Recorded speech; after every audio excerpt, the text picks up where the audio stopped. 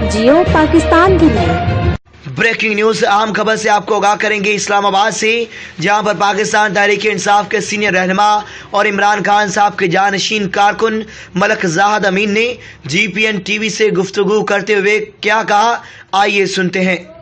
जी बिल्कुल, बल्कि सबसे पहले तो मैं शुक्रिया अदा करता हूँ GPN TV का, जिनकी टीम आई मेरे पास और मुझे मेरा मौक़िफ़ बयान करने का मौका दिया।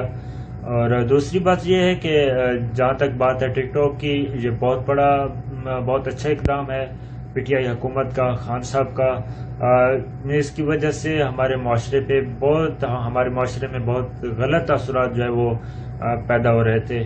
तो ये हुकूमत ने बहुत अच्छा इक़दाम किया है। कुछ लोगों को एतराज़ है टिकटॉक के बंद होने पे कि हमारा टैलेंट था तो मतलब ये बंद कर दी। ये बहुत अच्छा हुआ है। ये एक बेहयाई की तरफ जो है बेहयाई का एक ज़रिया बन गई थी।